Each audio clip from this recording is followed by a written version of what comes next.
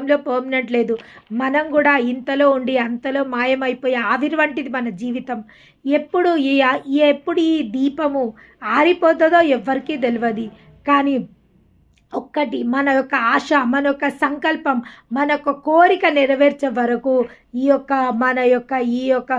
మన జీవము వెలుగుతూనే ఉంటుంది. జీవం వెలుగుతూనే ఉంటుంది. జీవం వెలగాలి అని అంటే ఏ విధంగా ఒక దీపం వెలగాలి అంటే దానికి ఆయిల్ అవసరం. దీపం వెలగాలంటే ఆయిల్ అవసరం.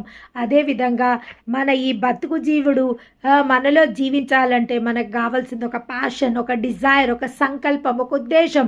మన సంకల్పాలు, మన ఉద్దేశాలు నిశ్చయంగా నెరవేర్చబడే వరకు మరణం కూడా మనల్ని ముట్టలేదంట.